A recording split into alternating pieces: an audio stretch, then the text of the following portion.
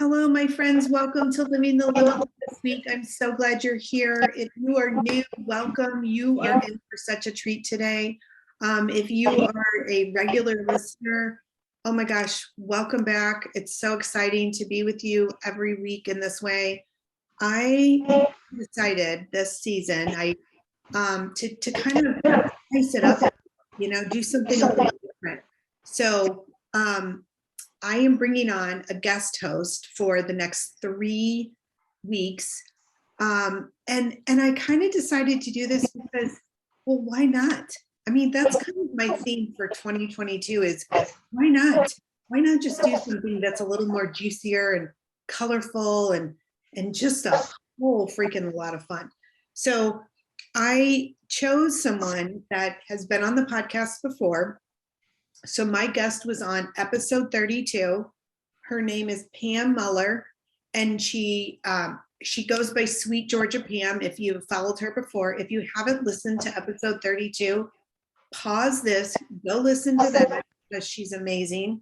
She has like abundance of knowledge about dream experts. I mean, dreams and our dreams and how we interpret our dreams. She is definitely a dream expert. She is an author of a book, and I'll let her tell a little bit about that. And she is a trained spiritual director. So she's amazing to talk to, so much wisdom and insight.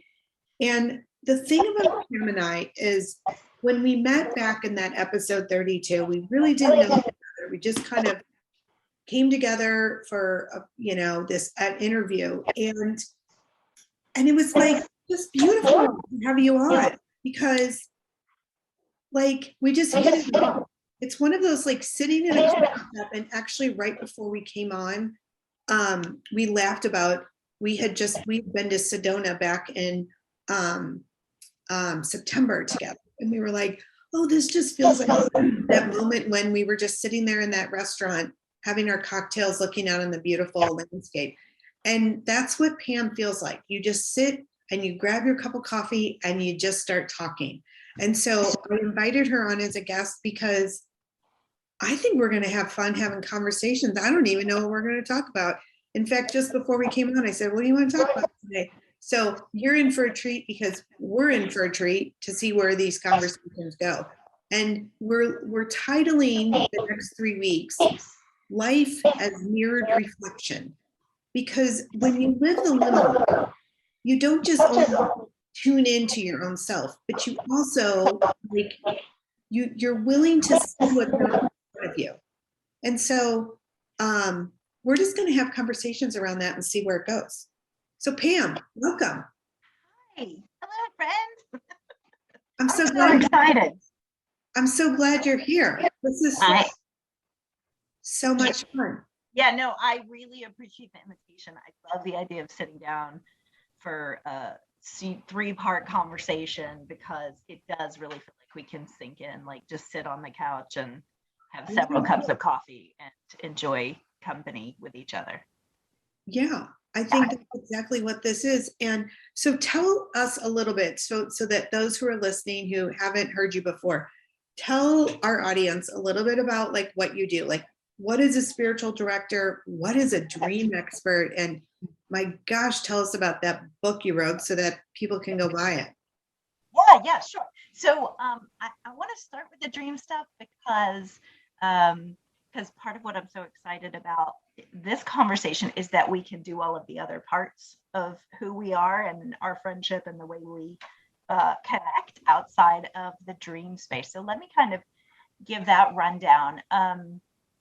I'm an expert. I have been studying the dreaming language for 15 plus years.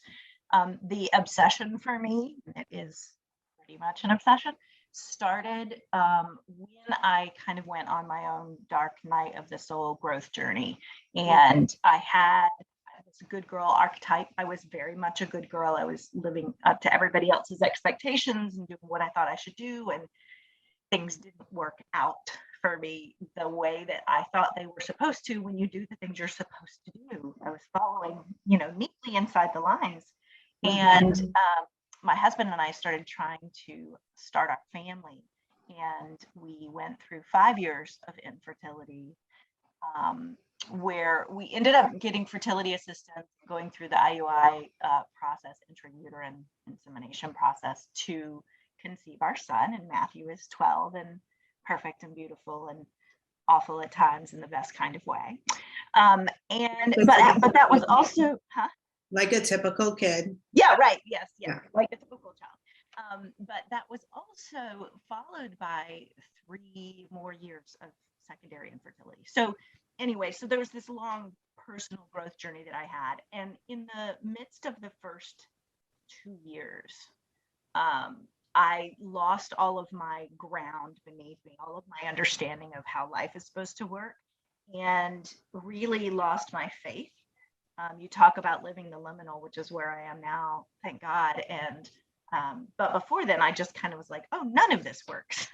like none of the things I was told are working at this point. Yeah. So I lost all of that. And when I was in the dark internally, feeling around for what makes sense, I started pretending that my dreams could make sense for me. I needed some kind of distraction internally. So my introduction to dreams was that, like, maybe this will work. Nothing else works. Let's look at the nonsense of the dreaming space.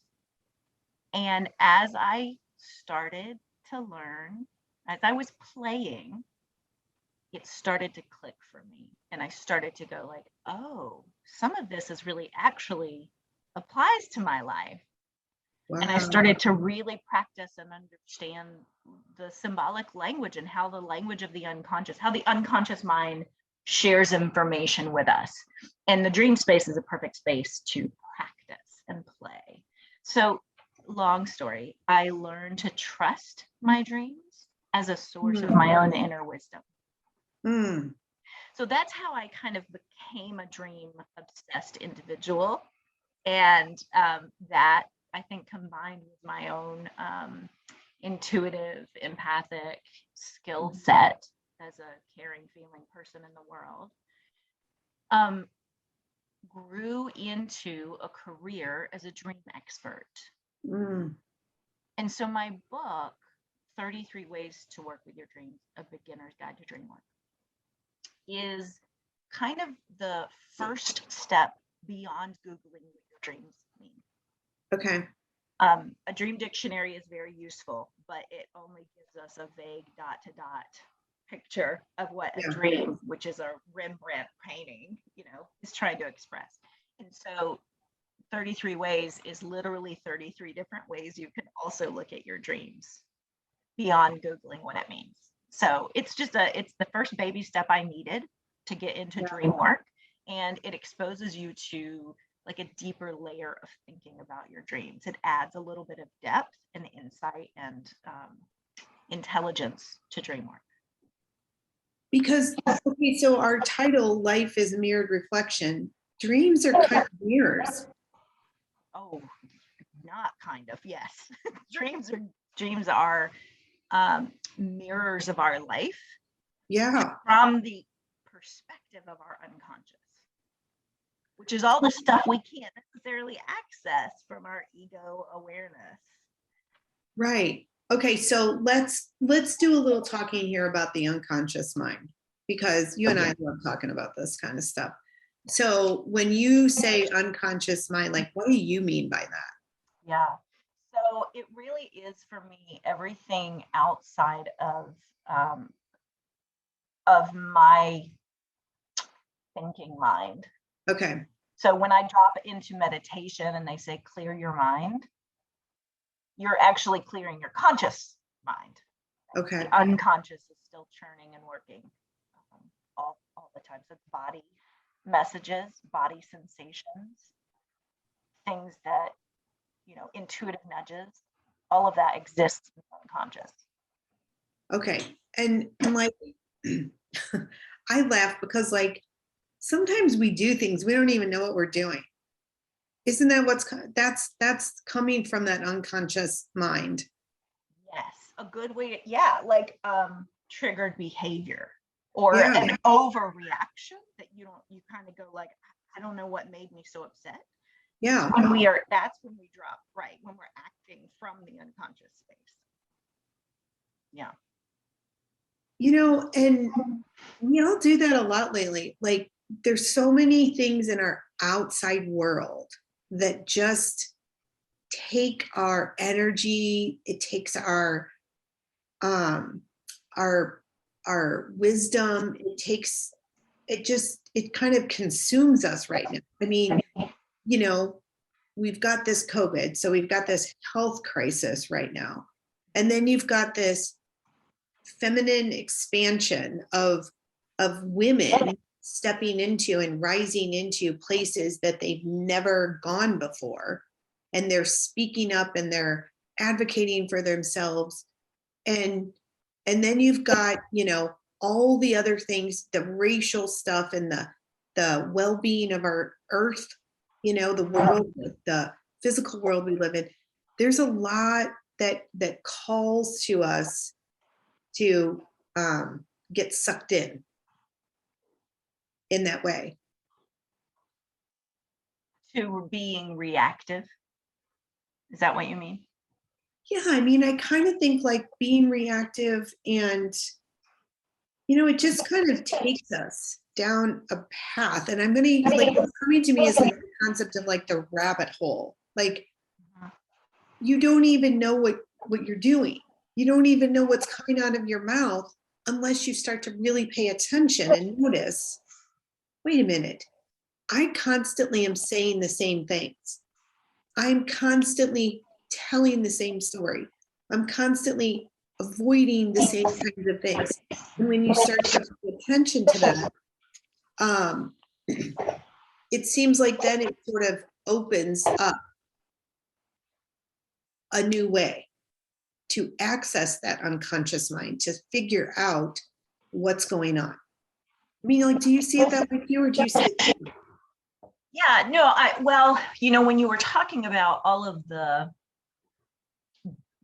big stories, all of the current events that are going on that we are dealing with, right, that we are reacting to, and sometimes we get caught in our fear, right, in our triggered responses to that. That's being kind of abducted by our unconscious response, right, our unconscious reaction. And you're right, like that we kind of get consciously absent. We go missing a little bit our it's like when you're driving home and you've driven it 100 times and you pull in the driveway and you go like, wait, I don't remember driving home. Oh, I totally do that. I think I know how to meditate when I'm driving, which is not really a good thing to be saying to my 16-year-olds, because they look at me like, oh, we can do that. And I'm like, no, it's not a good thing. No, stop doing that. Right. You get lost in thought, right? Or you go unconscious for a little bit. Yeah. You just forget yourself. Yeah. So there's that fear that we can get pulled into. But as you were talking about all those things, climate change and women finding their voices and in a much more powerful and authentic way. Yeah. And the Black Lives Matter movement and, all of these conversations, there's the love side as well. So a way to think about for me to think about the conscious and unconscious mind is that whatever is in our, whatever's trending right now is what's emerging into our conscious awareness as a whole. Yes. And what was going on prior to that emerging, the Black Lives Matter movement, everything that's been going on has been going on in the unconscious. Those problems have all been there. For so long, yes. For so long, unconsciously to some of us, consciously to others. But as a collective, like a thank you, as a collective, I'm like, as a citizenship, as a world, we allow, what's on social media and what's trending. We're watching these new ideas emerge into that conscious awareness of our society. And you can see that as bad or you can see it as good. It's neutral. It's just evidence that we're starting to integrate some of that shadow stuff and bring it into conscious awareness, bring it into the light so we can talk about it, so we can look at it from fear or from love. Which I think is why there's so much of a discrepancy. If you notice, so again, like noticing and building up your awareness. If you notice, there are like these influxes, right? So like I think about being on a boat when the storms come in and your boat starts to do all these different, fabulous movements up and down and sideways and this and that. And sometimes you take on water and sometimes you don't. And so all these little influxes are happening amidst the people around us, because some are becoming more consciously aware. Some are holding on to that unconscious mind unconsciously, right? It's you and I both know we've both gone through dark nights of the soul. We've both gone into those darker places within ourselves and had to face as mirrored reflection what's going on here. We both asked those curious questions. What's going on here? What does this mean in my life? What is my life trying to tell me? Yeah. And I think what's happening out there is such a beautiful emergence. It makes me think of like the metamorphosis process of when the cocoon is busted open by the butterfly, and the butterfly is like, shaken off and coming out, and it's a little goopy. Can you tell I was a third grade teacher and I used to like do that? We like did the process of metamorphosis and we saw the butterflies come. It was such an amazing, but that cracking open is challenging to witness the cracking open of our own lives. Yeah. And there's this like this false positivity or this spiritual bypassing people are starting to point out, thank goodness, that people are like going like, nah, that's not, but it's coming from this genuine place of, oh, but there's a butterfly growing. There's a butterfly unfurled here. Like it's going to be beautiful. It's going to be meaningful. It's going to be purposeful. And it's easy to come when that's not your present moment. It's easy to go like, but this hurts. I'm watching the cocoon die. I was a caterpillar. Like there's a lot of pain involved for that metamorphosis. It's easy for if you're not in that moment, it's easy to romanticize it. Yeah, and right? and hyper focus on the butterfly. Yeah, right? The end result. So we get so fixated on this end result, what I'm going to be afterwards, and to the point that I think that in some way that's kind of what social media does. It encourages our fantasy to, oh my gosh, I want to follow that person or that organization or that group of women because my fantasy is to be them. That's what's coming through. My dreams, my life experiences, my awareness is that I am meant to be that. And while that could be very true, there's no negating that may not, that dream or that deep desire to be, right, your authentic self, your truth, may be what you consider to be right over there instead of where you are. And yet, I think we forget like the journey of getting to that place of being our truth and our authenticity.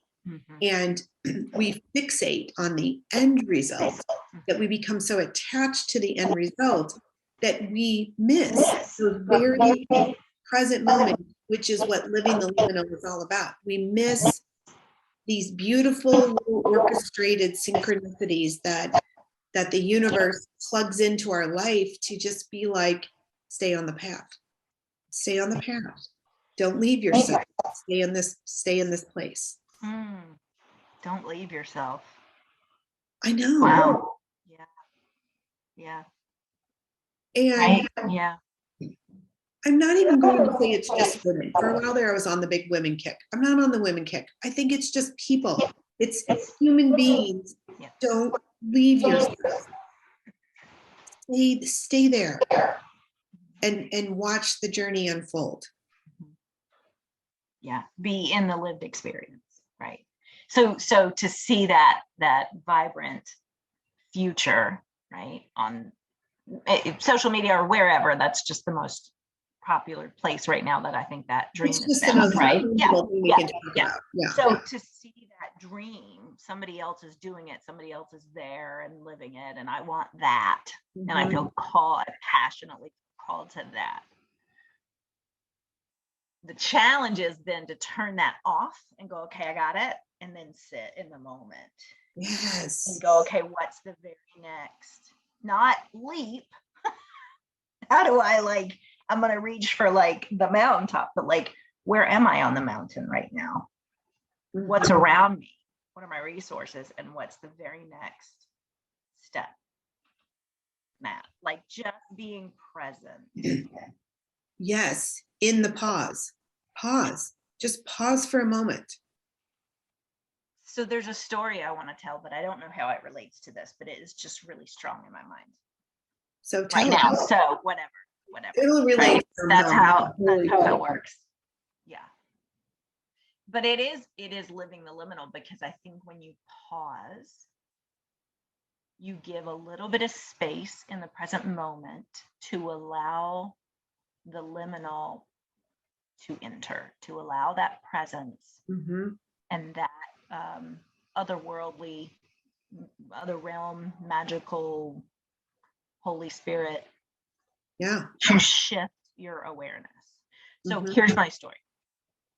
My big thing that I beat myself up about is a clean house. Okay, I am not good at it. I'm not a cleaner. I'm pretty messy, and I've had to learn to be okay with it. But the dishes are like my nemesis.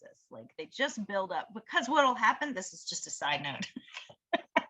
I love hearing it. Just tell me, because it's making me feel so good, because we have a lot of dishes sitting up. Oh, yeah. Good. Nobody wants to do dishes in my house, and I have a lot of freaking people here. Yeah, and the pressure builds until it breaks, and somebody has to do them because you're out. Okay, so here's what happens. I load the dishes and I dish into the dishwasher. I turn the dishwasher on, and then I don't want to unload them. So I have clean dishes, but the sink gets filled up because nobody will unload the dishwasher. Oh my God. And then we run out of dishes, and then I'll get them out of the dishwasher, but just the one I need. It just takes me forever to unblock that resistance and just unload the dishwasher, Pam. But by then there's 3 loads of dishes available and waiting. Okay, what would happen in my house is that dishwasher would be halfway filled with clean, and then people would think, oh, it must be all dirty dishes, and put dirty ones in there. So you're only getting half a wash every time. But okay, so let's take this back to this unconscious mind, right? And mirrored reflection. Yes. I'm going to ask you a question because I want to get your take on this. So do you think that I kind of already know the answer, but I'm going to ask it anyways, because I think it's a fun conversation. What comes first, the experience or the thinking? The experience for me. So the experience comes, and then you start scrolling the thoughts, and sort of you're pulling out the file box. Yeah, I get really curious. Okay. And then the thoughts come, because some would say that it's the thoughts that you have. And when we talk about the unconscious mind, we have thoughts and beliefs in the unconscious mind we're not aware of, that's what creates these lived experiences, these life experiences, like dishes and dishwashers and cleaning and people that come in your world that bug the crap out of you, or disease. It's a yin-yang symbol. It's thoughts and experiences, right? And one fuels the other, and the other fuels the one. It's that, because for me, it's the unconscious experience my triggered behavior is I've been doing this with the dishes for years and years and years without noticing. And in response, I beat myself up about like, God, it's easy. Just do the dishes. Why are you so lazy, right? Just Like, do the damn dishes. People just do them every day. All you have to do. It's very easy. Well, and how about the narrative? Because you know the ego loves narratives. Let's talk about this. How about the narrative of you're a freaking mom? That's your job. Oh my God. You can clean the house. What is the problem with you? Even sometimes my teenagers, Yeah. well, you're the mom, and I'll be like, get yourself in that kitchen now. This is what a mom does. She orchestrates the people to do it in her family. That's well, what, you know, the narrative in my head is you only have one child, Pam. It's not like you have 3 kids. It's not like you have a family of 6. You have one child. There's 3 of you, and you can't manage the dishes. well, Right? and 3 of you. neither narrative is true. They're both lies. No, because that's the unconscious experience that fuels the thought I am bad. But Yeah. then if I get curious, now here's the beautiful liminal moment for me. This is why I started on dishes. You're gonna love this. So, oh God, my son has ADHD. And there's been a big discussion in my house between my husband and I about when is appropriate to discuss that with him. Do we tell him? Do we not? Mhm. What do labels mean? Is he gonna lean into blah, blah, blah. Yeah. So it's been it is always, he's 12, he knows now, but it's been this ongoing discussion between us. So it's this really fueled, deep conversation. So I'm working on it. Like my unconscious is like, oh, we really got some meat here to work on. Yeah. And then I went on this 5-day retreat. So the moment where the dishes come into play here, I had returned from a 5-day spiritual intensive retreat. So I was like deep in my reflective work. Yeah. And Matthew was showing that ADHD experience was like full on in our house. It was chaos. I couldn't get him out of the house to get to the bus on time. He, rarely wears socks. Like, it's just like, please, kid, like, here's your list, do it, So he leaves. I'm incredibly frustrated, but also deep and spiritual. Right. And I go and stand at the sink. And the sink is literally, it's got 2 sides and the dishes are like over the bridge. It's just a disaster. It's just an effing disaster. It stinks, like the whole thing. And then this shift in awareness happened. Mm-hmm.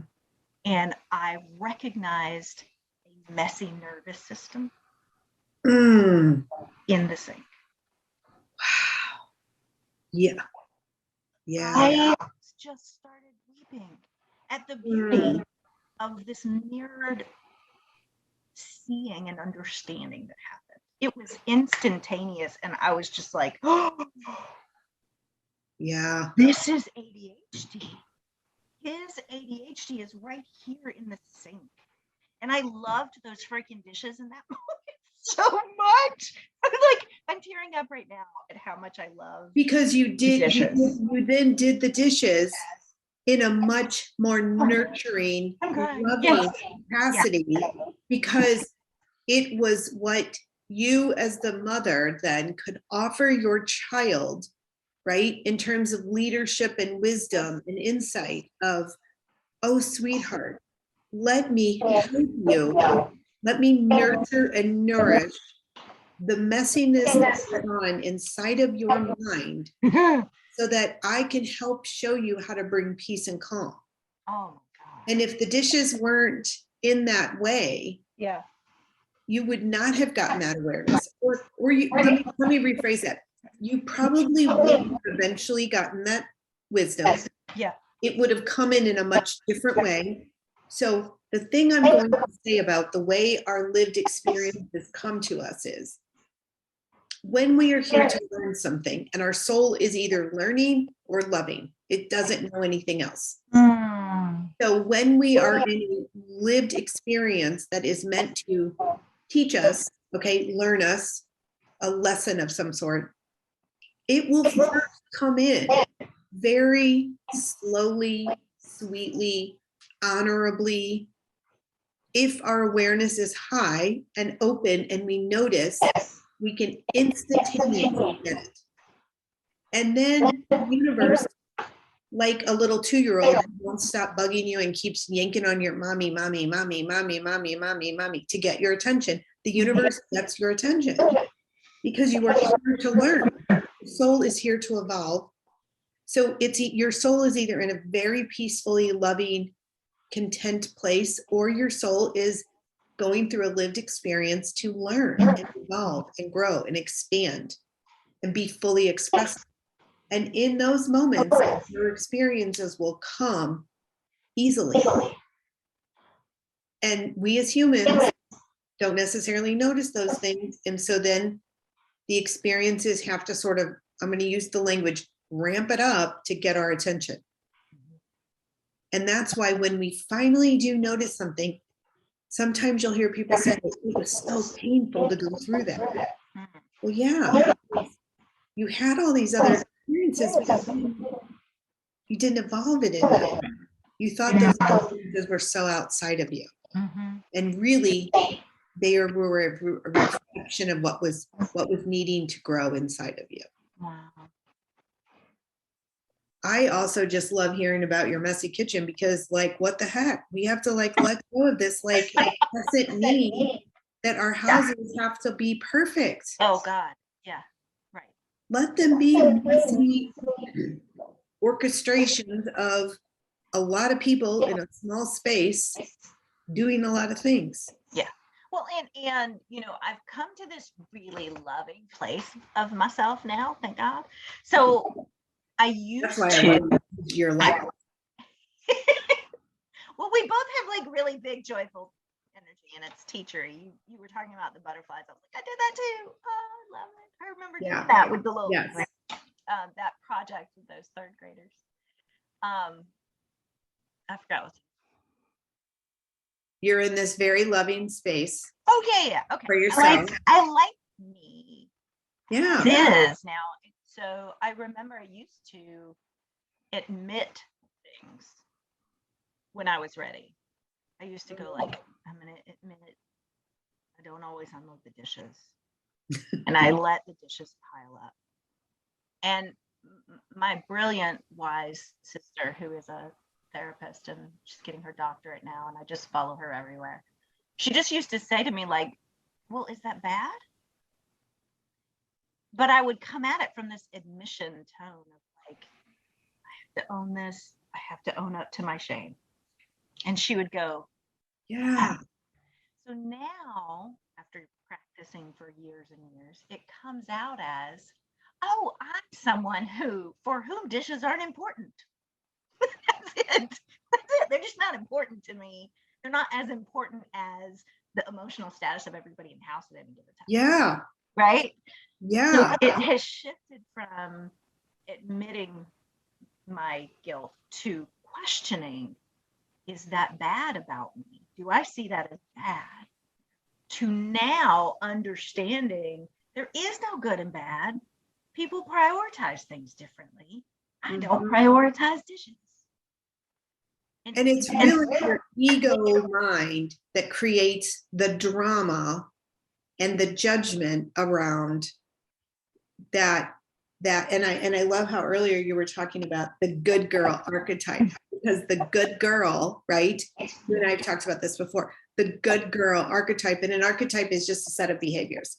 So the good girl behavior that so many of us, especially women, feel like we have to orchestrate our life around. This is who we are. We have to be the good girl. We have to do everything we're supposed to do. It's inhibiting.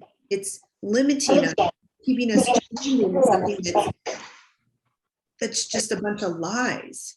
And it's keeping us locked in the very thing we don't want. I remember when I have 4 kids and 2 of them are twins. So when we moved into the house we live in now, my twins were 2 years old. Terrible time to be moving with twins because we had multiple floors, and I couldn't figure out how to keep them where they needed to go. And we had gates here and there and everywhere, but there's so many freaking doors in my house. And I was always just constantly fretting about, where are the twins? Where are the twins? Where are the twins? Where are they at? Because we had to keep track of them, make sure they don't walk outside or go somewhere, leave a door open and they fall down the stairs. Like there were so many things. And the funniest thing is we had planned to move when they were 3, a little bit older, where we could kind of, work with them a little bit, but we moved when they were 2. So at the time, 2 kids playing with toys. I mean, there were freaking toys everywhere. Well, I would be that mom that, you put your kids to bed and you clean the toys. And really, one day I'm like, why am I doing this? I'm exhausted. I need to be putting them to bed and going to bed myself, or going to do something I love, like take a bath or watch a movie, have dessert, have a glass of wine. I don't need to be cleaning up the freaking toys so that 8 hours later we're pulling them all back out again. So one day I decided, I'm just going to walk through these toys and just kind of kick them here and there and just create a little path, and it works fine. Nobody cares about it. Well, then someone in my family shows up to my house and makes a comment. Oh, Christy, you have toys everywhere. And I remember there was like this initial ping, like, oh God, I know I have the toys everywhere. I know I'm not doing what I'm supposed to be doing. I know I'm not a good mom. And then all of a sudden something like jolted and I started laughing and I said, I know, it's totally giving me much more time to myself. And I don't really even care anymore. And I turned, but I had to then turn and walk out of the room to like release the energy that had come by way of both of those shifty moments. And it was such an epiphany for me that this good girl archetype, we have so many behaviors as moms and women and entrepreneurials and all that we have to even like if you say you're a spiritual person, people think you have to act a certain way. No, I use the F word and I'm a spiritual person and I flip people off sometimes if I feel the need spiritually to come in and do that. But because like I'm just who I am. I'm not defined by all of that. So I love your story about the dishes and those things as moms that do take us in that place of remembering our own authenticity and what we're truly capable of being. Yeah. Oh my gosh. I feel like there's so much more we could talk about, but I'm getting the sense that this is like, we've culminated a really good conversation around a lot of things today. As girlfriends do, this is that moment when at the coffee shop you would go like, okay, I have to go pee. I've been waiting for a break in the conversation. I have to go pee. I have to go get another cup of tea. I have to go to the bathroom. Let's just we're like, okay, even if you're not in the coffee shop, if you're like sitting around the living room and you're all having wine and there's that moment. And in the classroom, we used to call it the lull. And I used to train teachers that when you get that lull, so when you present your audience, your students, right, with an actively engaging activity, and all of a sudden it's all hyped up, and then all of a sudden you watch, and the sound kind of goes like this, and then there's this little dip. And I said, that's the magic moment when there's the dip, because in the dip is where you re-engage them. That's where you pause and you re-engage them. So I'm feeling like this right here is the dip. And in our 3-part series, this is the end of part 1. So if you're listening, I want to invite you back because Pam and I are not done. We're making lists. We have like so many things to talk about. And thank you so much for being here. Pam and I have had so much fun. I've had so much fun having you talk with me today. You're so sweet, and I love your stories because you're so real and authentic, and that's really what living the liminal about, is just being yourself. And let's just say goodbye, farewell, and we're going to come back for part 2 in a little bit. Next week. Okay, brilliant soul, brilliant listeners. the end of part one. Pause. Okay, thank you so much for listening today. I want you to know, remember who you are, brave your confidence, courageously choose you, be the change, embrace the growth, expand your awareness. You are a beautiful soul. I love you. Peace out.